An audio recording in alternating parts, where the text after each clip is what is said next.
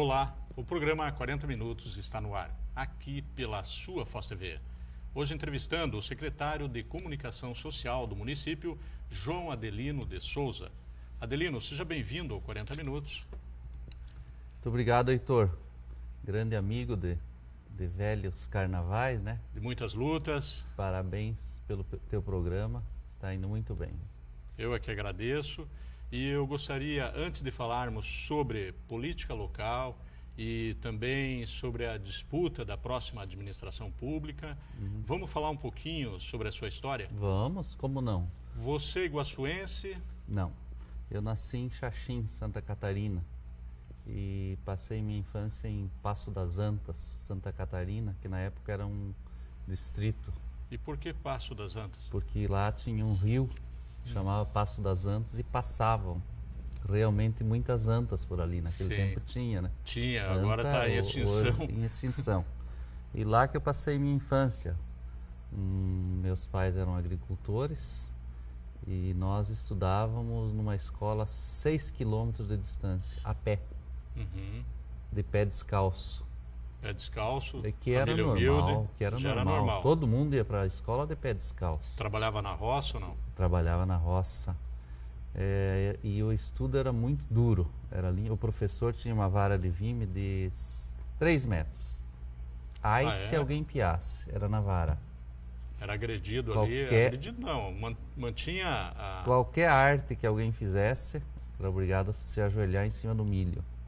Só que com 6 anos eu sabia ler, escrever e a tabuada de cor. E você se ajoelhou muitas vezes? Nunca. Nunca precisou? Nunca precisou. E qual era o nome dos seus pais? Meu pai é Cedino de Souza e a minha mãe Maria Olinda de Souza. São vivos ainda? A minha mãe é viva, meu pai já faleceu. Faleceu quando eu tinha 18 anos. De lá de Passo das Antas, fiquei até os 10 anos. Meus pais migraram para a cidade grande. Aquele êxodo rural que houve, eles também foram uma vítimas. Para Xanxerê, também em Santa Catarina. E depois vocês vieram para Foz do Iguaçu? Lá para mim não ficar na periferia com o meu pai, eu queria estudar num colégio já no 2º grau, né? Daí eu fui para a cidade, no centro. Eu era paliteiro de bolão para poder custear meus estudos, né? Como que era isso? O pessoal joga o bolão e tem alguém que vai lá e ergue os palitinhos. Ah, sim. É que a gente está acostumado com a modernidade. Hoje já tem máquina, né? Existe máquina. Aí eu também trabalhei como engraxate. Sim. E estudava, sempre estudando. Né? Depois que de Xanxerê mudamos para Cascavel, onde eu trabalhei 1 ano como garçom. Depois comecei a trabalhar no jornal Fronteira do Iguaçu. Foi o primeiro jornal que teve lá. Fronteira do Iguaçu. Fronteira do Iguaçu. Trabalhei alguns anos, depois trabalhei no jornal O Paraná. Depois montamos o Hoje. Montamos quem? Você e... Eu, o Cefrim, o Pedrinho, que era meu irmão, o Rosalvo, o Roselmo e o Eduardo Lima. Montaram para fins políticos. Que montaram em Cascavel. Em Cascavel. Não, ele era uma empresa para nós sobreviver mesmo. Sim. E daí ficamos 2 anos e eram 6 sócios, era muita gente, e dividimos. 3 vieram para Foz, eu, o Roselmo e o Rosalvo, e 3 ficaram em Cascavel. Por esse meu motivo de vir para Foz. Mas montaram Hoje Foz também? Hoje Foz, daí. E ali ficamos no Hoje Foz vários anos. E o jornal tinha uma linha crítica em relação à prefeitura. Depois os meus sócios entenderam que era melhor se aliar ao poder, que era o coronel Clóvis Cunha Viana. Sim. E o político que mandava na época era o Tércio Albuquerque. Então a minha parte foi vendida para o Jucundino Furtado, e eles tocaram o jornal do jeito que eles achavam melhor. Você resolveu sair por causa disso, porque houve um alinhamento com o poder e eu era de oposição. Você era de oposição. Isso. Surgiu depois o jornal Nosso Tempo, que era um veículo de resistência, né, ao regime militar e buscando a liberdade de expressão que não havia na época. Inclusive lá no Hoje Foz, eu uma vez entrevistei o Juvencio Massarolo, que era o presidente da APP, sindicato, que na época era o...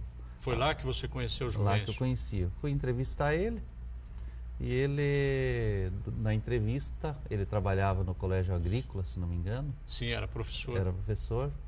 E na entrevista ele disse assim, porque o governador era o Jaime Canet Júnior, e chamou os professores de subversivos, porque os professores estavam fazendo greve.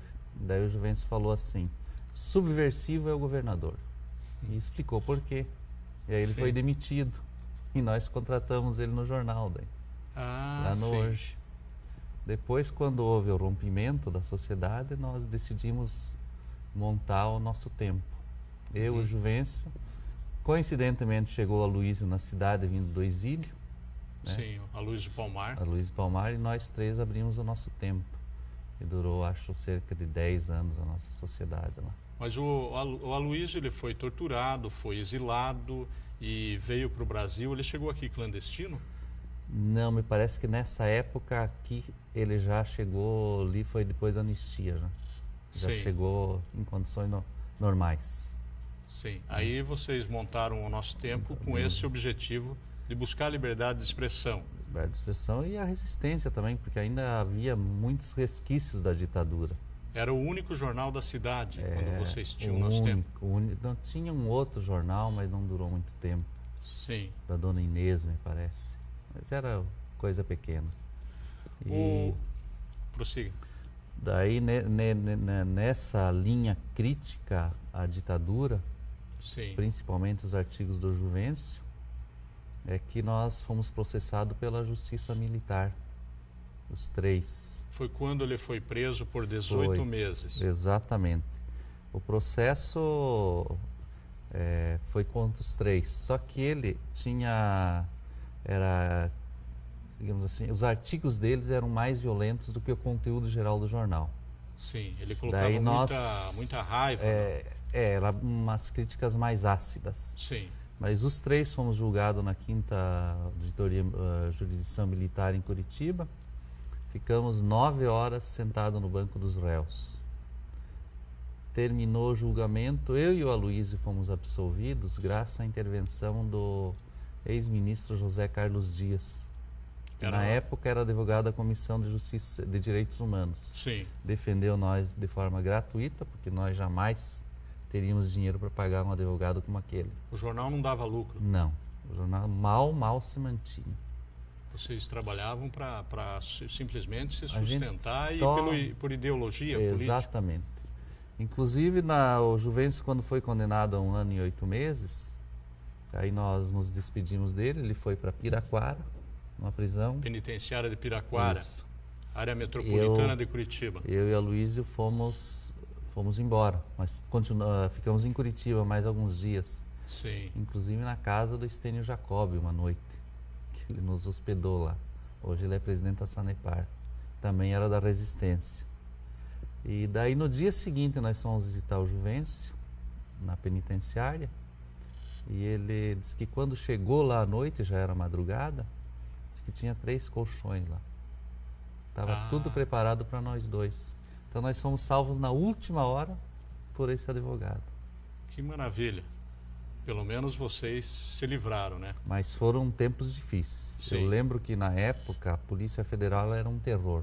E o julgamento, assim, é lógico que existe uma tendência. Você acha que houve justiça nesse julgamento, assim, como é aplicada hoje? De jeito Foi nenhum. dado ampla oportunidade de defesa? Não. Mas eles julgam como eles querem. Para você ter uma ideia, o julgamento militar tem 5 pessoas na mesa dos juízes. São 4 militares e um juiz togado, certo? Sim. Então que justiça é essa? Quer dizer, quem estava acusando nós estava julgando nós. Entendi. Tá? Mas isso era coisa de antigamente, né? Hoje Exatamente. já eu acredito que Mas eu gostaria, Heitor, de citar esse caso da Polícia Federal da época. Agora não. Sim. Agora nós temos uma Polícia Federal que é exemplo para o país. Uhum. É só ver essas prisões que estão ocorrendo, né? Sim. Mas na época nós chegávamos a prestar depoimento na Polícia Federal. Eu inclusive tenho foto lá na Federal com a plaquinha aqui no peito, aqui, de perfil, tudo. Sim, fechado lá. Eu era ameaçado. Uhum. Daqui uns dias você vai estar aqui dentro e mostrava uma espátula. Sim. Onde eles batiam nas pessoas, a tortura era comum. Felizmente eu nunca desci no porão lá, no PF, que era aqui na Xinjiang na época. Sim, foi uma época muito difícil, né? Foi. Mas nós vamos falar mais sobre esse assunto daqui a pouco, tá, Adelino? Nós vamos para o intervalo comercial e voltaremos logo em seguida.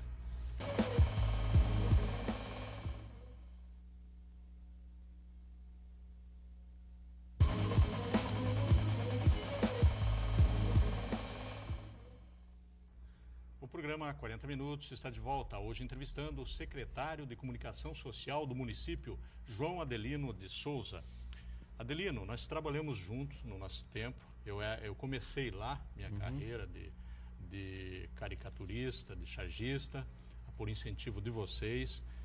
E eu lembro, na época em que houve a prisão do Juvencio Mazzarolo, você me falou que era para parar de desenhar, que haviam perguntado, não sei se foi o Exército ou a Polícia Federal, sobre quem fazia os desenhos no jornal.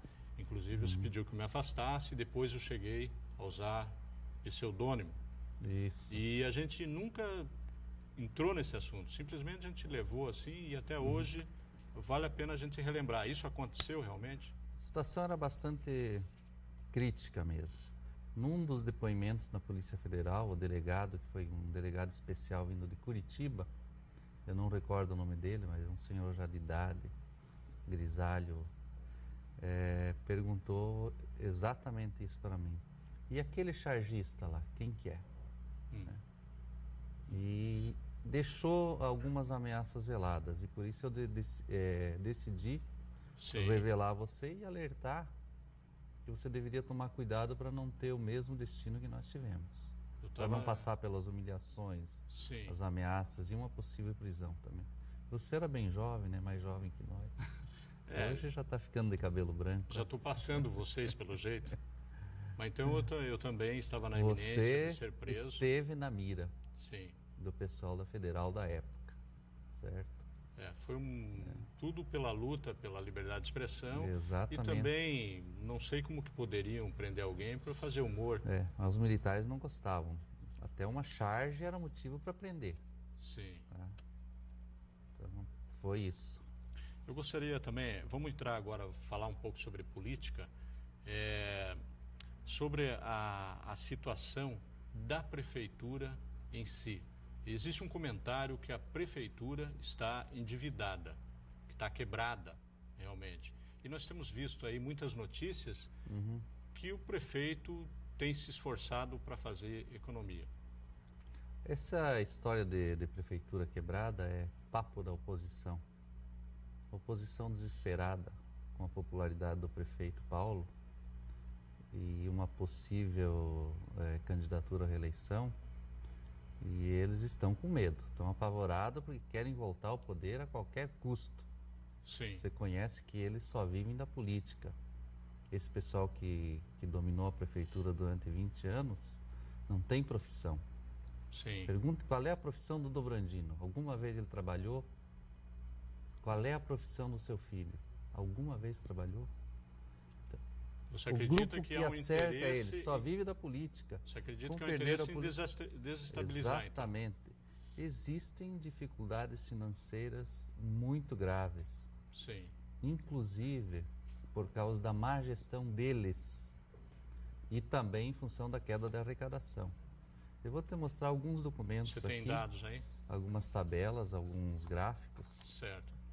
Que são muito reveladores. E toda essa documentação nós temos para quem quiser ver, analisar a qualquer momento. Está à disposição do público. À disposição. Por exemplo, PIS/PASEP. Sim. Veja bem. Mostra aqui para a câmera ali. Vou mostrar. A questão de 4, 5 meses chegou uma herança maldita, mais uma das deixadas por eles. Por eles quem? Sames e Daijó. Não pagaram o PIS nem o PASEP. Tá?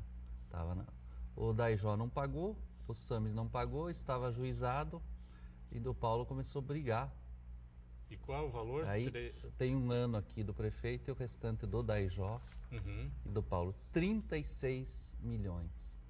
E agora? Que dá, Heitor, veja bem, 440 mil por mês. Ou seja, 5 milhões 280 mil por ano. Sim. De rombo que esse pessoal deixou para nós. Isso é dinheiro que poderia estar sendo investido em obras. Certo? Nós temos que pagar. Se não pagar, o que acontece? Sequestram as contas da prefeitura, bloqueiam as contas da prefeitura. Certo? Então é obrigado. É obrigado a pagar. Pela nova lei de responsabilidade fiscal. Tem que pagar.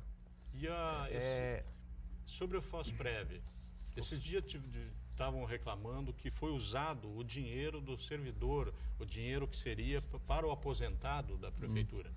Esse pessoal faz muita intriga e muita fofoca, é o ramo deles. Veja bem, em 1992, se não me engano, eu não tenho a data certa, sei que foi num ano, na segunda gestão do Dobrandino, existia um fundo de pensão da prefeitura, muito dinheiro lá dentro. Ele sacou e malversou o dinheiro, aplicou em outras coisas que eu não sei no que foi. E nem um prefeito pagou a previdência dos servidores. Daí entrou o Paulo, ele decidiu resgatar a previdência. Vamos começar a pagar. Porque senão amanhã depois o servidor vai ficar sem ter a sua garantia, sem ter a sua aposentadoria. E começou a pagar. O que eles nunca pagaram. Dobrandino não pagou, Daijó não pagou, Sames não pagou, e o Dobrandino sacou, inclusive. Né? Mas segundo o presidente do FOSPREV, eles chegaram a usar o dinheiro que havia em caixa também. Exatamente. Eles usavam. Sim. O Paulo está pagando. E vou mostrar aqui, e nós temos documento. Sim. Tá? O repasse mensal de 740 mil, nós já... 9.864.200 repassado, depositado, que o Paulo depositou na Previdência. Os parcelamentos, mais 4.020. Mais parcelamentos. Vira um pouquinho mais assim. Mais parcelamentos, 2.880. Isso aqui não está atualizado, sim, mas o Paulo já recolheu 16.764.000 aos cofres da Previdência Municipal. De dívidas anteriores. Não, de anteriores e da dele também. E da dele, né? A partir do momento em que começou a pagar, está sendo pago. Sim. Pode haver alguns atrasos, pode ser que tenha alguns atrasos, não digo não. Mas ninguém fez o que o Paulo fez. Resgatou a Previdência. Está cobrindo o rombo que eles deixaram. Né? E com relação a royalties da Itaipu, os royalties eles eram altos em função até do dólar. Tinha mais dinheiro, não era assim que funcionava? É exatamente isso, Heitor. Veja bem, na época do SAMES, a prefeitura recebia entre 1 milhão e pouco de royalty por mês. Então, como o dólar estava cerca de 3,5, 4, o SAMES recebia 4 milhões por mês de royalty.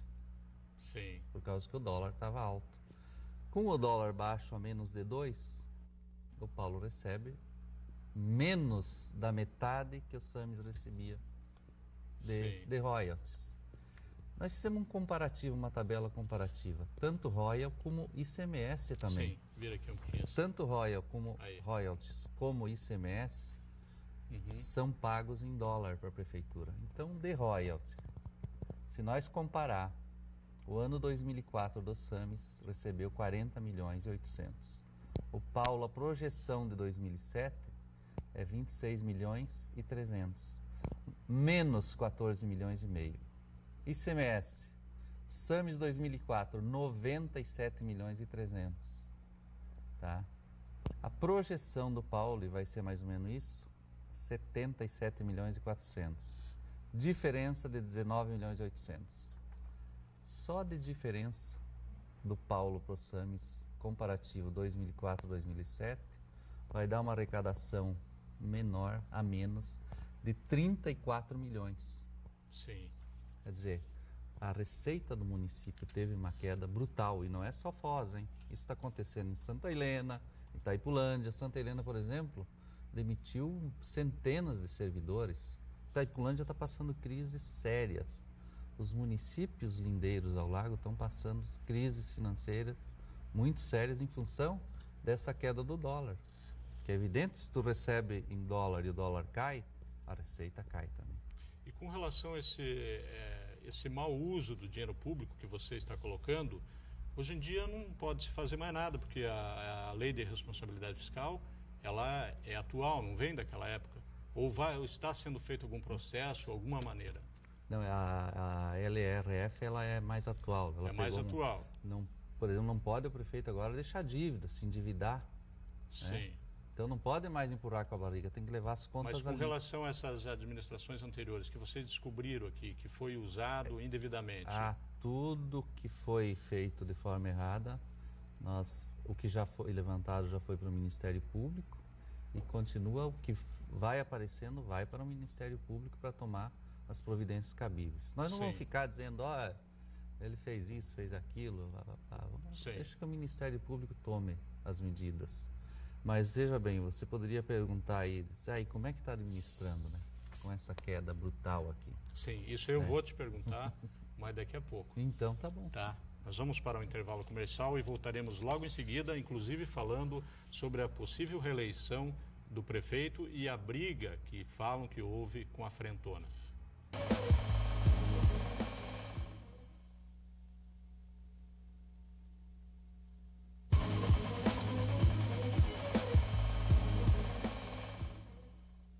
O programa 40 Minutos está de volta agora com seu terceiro e último bloco, hoje entrevistando o secretário de Comunicação Social do município, jornalista João Adelino de Souza. Adelino, como que o prefeito está fazendo? Você apresentou várias planilhas mostrando que houve uma queda muito grande na renda do município. E como que o prefeito está conseguindo fazer tantas obras? Justamente pelo espírito que ele tem, uma pessoa séria, honesta, honrada, e principalmente por ser um administrador capaz. Pode ver a vida dele, ele chegou em Foz do Iguaçu com uma betoneira e um Fusca velho e construiu uma empresa sólida durante, evidente que foram 20 anos. Sim. Então na prefeitura ele implantou um sistema de gestão moderno, responsável, ético, e economia em todos os sentidos, racionalidade, economia, seriedade com o dinheiro do povo. Vejam, assim que ele está conseguindo administrar. Se tivesse na mão deles, pode saber que estava quebrada, que era muito desperdício. Ele de cara cortou o contrato do lixo. Eles pagavam 2 milhões por ano para o lixo. Administração anterior. Anterior do SAMI. Sim. Paulo está fazendo com 1 milhão e pouco. Tá? E assim ele fez economia em todos os sentidos. Na questão do administrar a folha de pagamento da prefeitura, a outra administração conseguiu 600 mil reais em software ainda, do Santander, Banco Santander. O Paulo fez uma licitação e conseguiu cerca de 8 milhões. Mas com relação, você falou, o lixo baixou pela metade o valor. Baixou isso aí, o Ministério Público não investiga isso? Havia algum superfaturamento? Olha, eu não sei, mas eu acho também que a Câmara deveria saber o que houve também, né? E a Câmara não se interessa por isso? Não digo a Câmara como um todo, mas alguns vereadores querem investigar o hospital, as creches e tudo, querem investigar tudo, e não foram olhar o rastro que as outras administrações deixaram. Eu não vi, por exemplo, Heitor, um vereador falar que aqui estão as economias, algumas. Sim, deixa eu chamar o Marcelo ali. Eu mostro posteriormente, mas vou ler aqui a amoxicilina, por exemplo. Sim. O Samis comprava amoxicilina 0,270, o Paulo compra 0,116. É uma diferença de 132% a menos que o Paulo compra. Pelo que a gente vê, a gente vai na farmácia de vez em quando, os medicamentos só sobem. Como é que baixou tanto? Porque ele sabe comprar. O Paulo sabe comprar, faz pregão eletrônico, as concorrências sérias, né? E aí abaixa mesmo. E isso aconteceu com tudo, com a merenda escolar. Merenda escolar com também? Todos os setores, graças aos pregões eletrônicos que ele tem feito, né? As licitações sérias, como eu já havia falado. Citar mais 2 remédios. Vou mostrar ali. Pega aí. Penobarbital. na época do SAMIS, era 0,148, 148. No Paulo, 0,033. 348% a menos.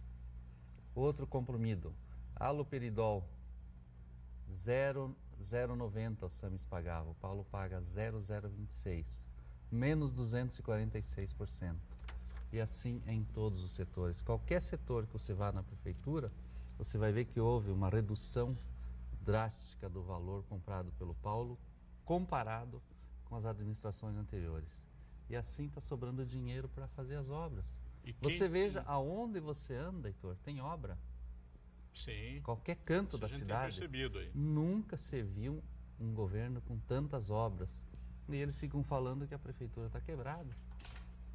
Sim. Você veja os centros de convivência, aquelas obras maravilhosas, um em Três Lagoas, um no Jardim São Paulo, um no Morumbi, com piscinas, ar-condicionado nas salas de aula, 6 quadras de esporte, xadrez, informática, cinema, artes marciais. As crianças se sentem outras, vivendo nesse clima.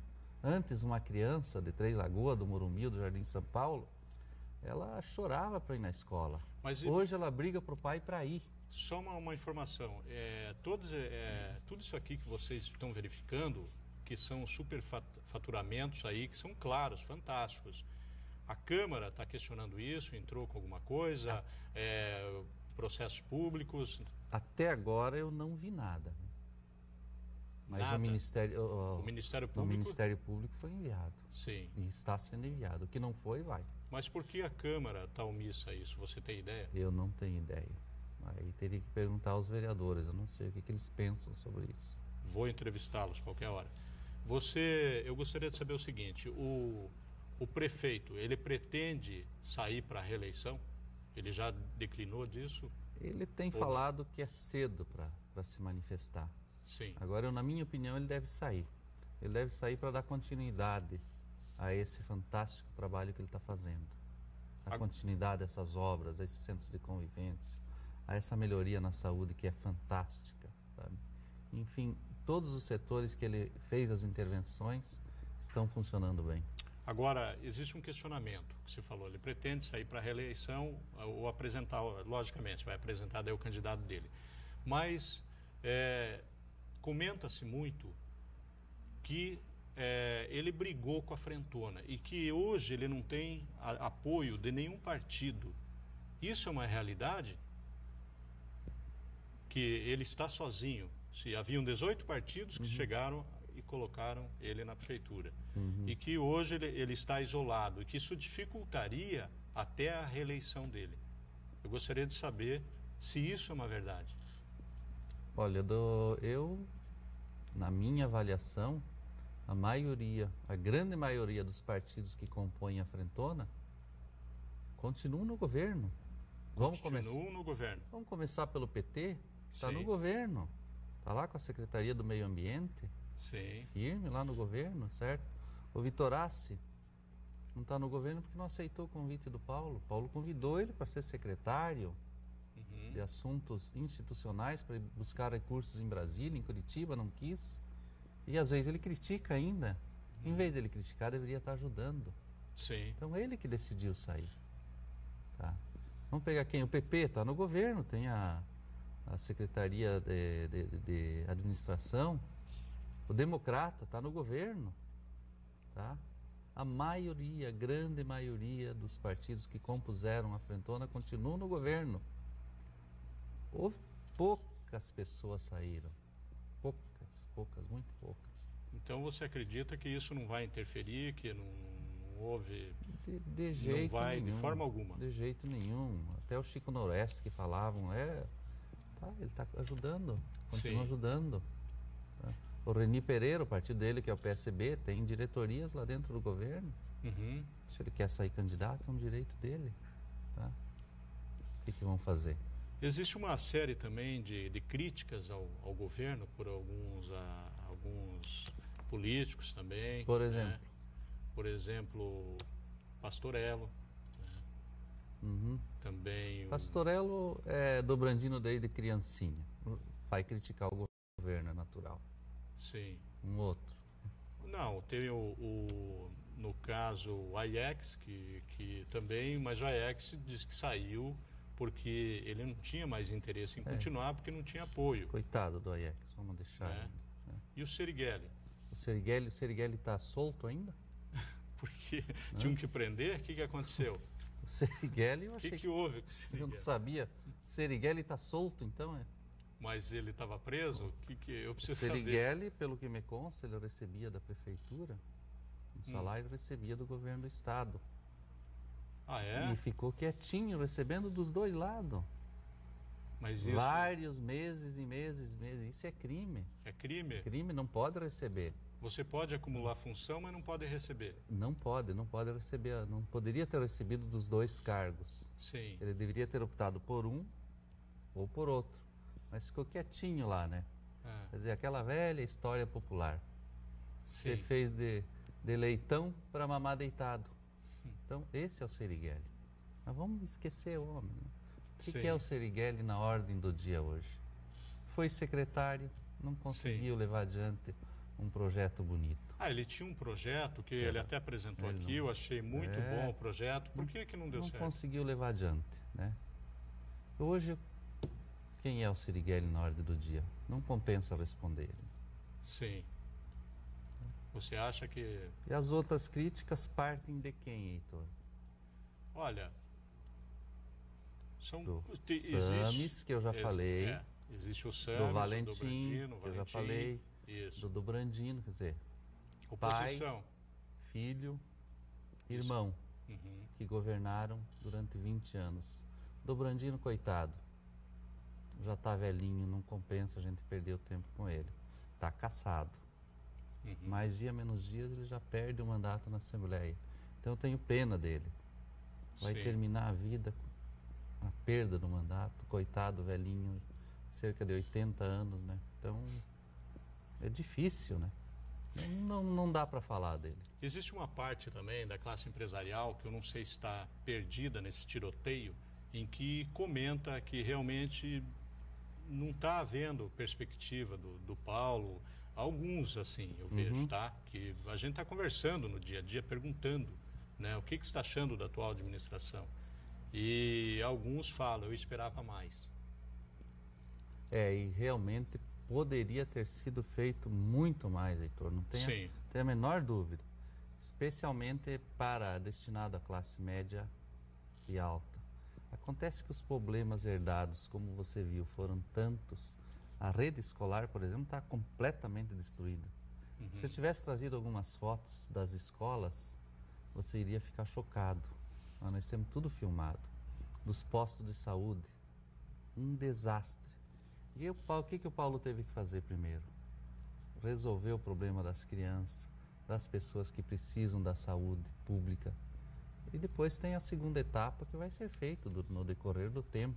Mas existem prioridades. Você sabe que o governo tem que atender primeiro os que mais precisam. Foi nesse sentido que ele agiu primeiro na saúde e na educação.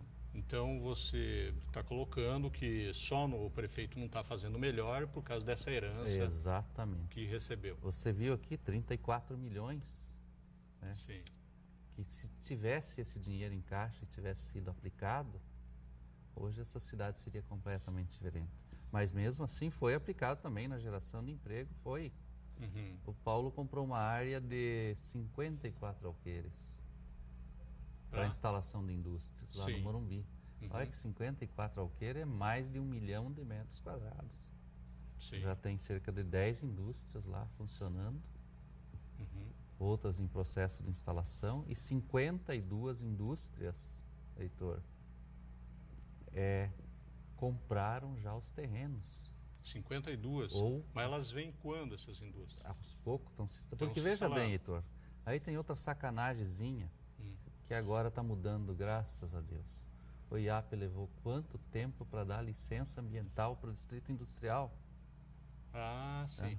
E e a indústria, claro, se não tiver a licença ambiental, porque além da licença para a área, a indústria também precisa da licença ambiental, senão ela não se instala. E se instalar, corre o risco de perder tudo. Por que demoram tanto? O IAP é do governo do estado. Uhum. Aí o Dobrandino e o Sames, em vez de ajudar, deveriam, em vez de atrapalhar, deveriam ir lá. Ô, pessoal do IAP, ajudem lá. Sim. Vamos abrir essas indústrias. Arrumem o laudo para instalar essas indústrias. Foz precisa de emprego. Mas não, parece que eles gostam que não saia. Aliás, eu acho que o Dobrandino nunca gostou de geração de emprego. Para ele, quanto mais miserável a pessoa, nunca gostou de educação. Quanto mais analfabeto e mais miserável, era mais fácil dele ganhar a pessoa com a cesta básica, com o remédio, com o tapinha nas costas, com pagar a luz. Então esse pessoal queria manter o povo miserável e analfabeto. Sim. Certo? E também o Dobrandino cansou de falar que em Foz não tem indústria. Lá é fim de linha, onde é que você vê indústria? Tá ali, as indústrias estão vindo e estão chegando. Sim. Tá? Cada dia vem indústria e vem mais e vai vir, você vai ver É que sempre que em houve 10 uma... anos esse distrito industrial vai estar todo ocupado.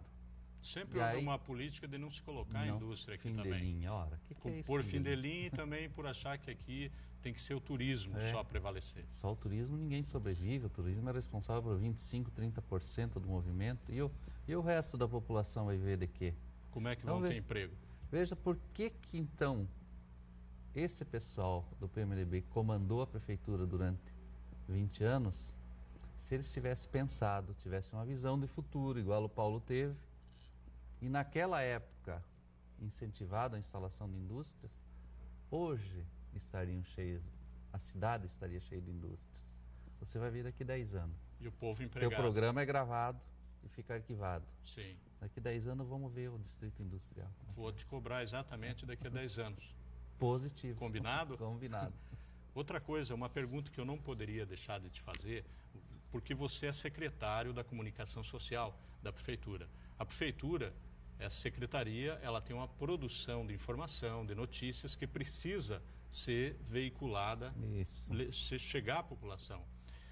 Eu gostaria de saber qual é o critério que vocês utilizam para a distribuição da verba, que é uma verba legal, a subvenção, para os meios de comunicação, para rádio, TV e jornais.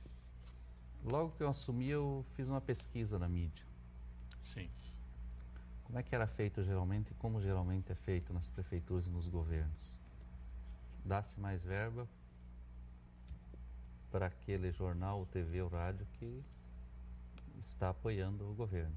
Nós fizemos uma Vocês fizeram mesmo? Pesquisa. Opa, eu tenho lá, posso ceder a pesquisa. Sim. Se dou, é um calhamaço assim. Não, eu digo se vocês seguiram esse critério de dar para quem dá mais verba, para quem apoia o governo. Digo, normalmente é assim. Nós não, nós fizemos uma pesquisa. Tá. É aí que eu quero chegar. Isso. Pesquisa e hoje nós aplicamos a mídia técnica. Certo? Então veja bem, quem tem audiência X recebe aquele X de verbas. Quem tem audiência Y é o Y. Há um fracionamento. Exatamente. Pega e aplica no veículo que mais tiver ou anunciantes, ou telespectadores, ou ouvintes. Sim. Certo? Para que isso? Para aplicar melhor o dinheiro do contribuinte. Tá? Você gasta menos, né, e tem maior retorno. Certo. Para encerrar, eu gostaria que você ficasse à vontade, se quiser deixar alguma mensagem aqui para o contribuinte, para o cidadão, tá? Com relação às eleições, que o prefeito, pelo jeito, você ainda não sabe a definição, mas você acredita que ele deva se candidatar também, né? Que isso é muito importante já o público tomar conhecimento. Eu, nas reuniões, defendo a tese de que ele deva ser candidato, embora ele tenha resistência, né? Mas acho que ele deve ser candidato, e acredito que a população vai pedir para ele ser candidato. Sim. Porque a população vai ver o que foram os outros governos e vai ver as obras que o Paulo está fazendo, o legado que ele está deixando. Sim. Então eu tenho certeza que vai chegar um momento que o Paulo vai ter que ser candidato, a população vai pedir. Tá?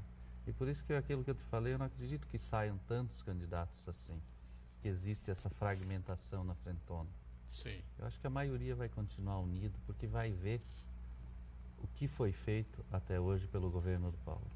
Você está apostando nisso, Isso. pelo trabalho que está sendo feito. Com certeza, Heitor. Tá bom, agradecemos a sua presença em nosso programa. E o programa 40 Minutos termina aqui. Obrigado pela teleaudiência e um teleabraço para você.